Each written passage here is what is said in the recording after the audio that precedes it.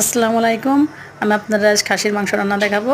প্রথমে আছে রসুন পেঁয়াজ বাটা একসঙ্গে, তারপরে মরিচের গুঁড়া দেওয়া আছে, হলুদের গুঁড়া দেওয়া আছে, সজের গুঁড়া দেওয়া আছে, লবণ দেওয়া আছে পরিমাণ মতো। এবার দেওয়া হবে তেজপাতা আছে, গোটা জিরা আছে, এলাচ আছে, লবঙ্গ আছে। এটা সব একসঙ্গে মিশিয়ে নেব ভালোভাবে। একটু পানি দিয়ে মিশিয়ে নিলাম। তারপরে এটা একসাথে মাখিয়ে নেব। পরিমাণ মতো তেল দিব, যে যতটুক খায় আর কি।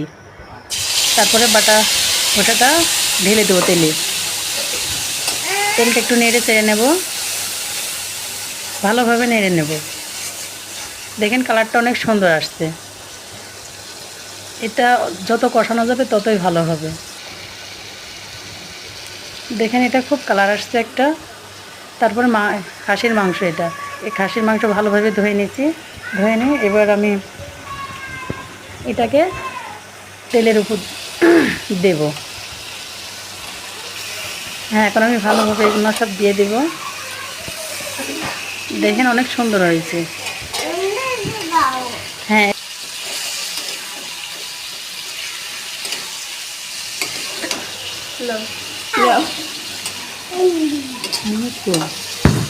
আচ্ছা, এটা আমি ভালোভাবে নেড়ে নিচ্ছি।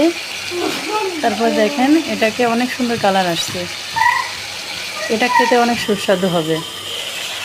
আবারও দেখাচ্ছি, দেখেন কষানোটা হয়েছে হালকা, কিন্তু এখানে আমি কোনো মশলা অ্যাড করা হয়নি। বাটা মশলা ওটা আমি আলাদা জায়গায় রেখে দিয়েছি, ওটা এখন আমি দিয়ে দেবো।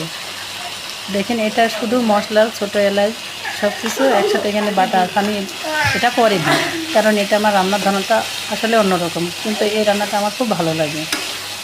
আপনারা একবার রেডি খেয়ে দেখতে পারেন। অনেক কালার সুন্দর এসেছে দেখেন। এবার তারপরে এভাবে এভাবে আমি রান্নাটা করি, অন্য কেউ করে না, ঠিক আছে, কিন্তু এটা আমি করি। তারপর আপনারা করে দেখতে পারেন, দেখবেন অনেক স্বাদ লাগবে খেতে, কারণ আমি এভাবেই রান্না করি এ পর্যন্ত।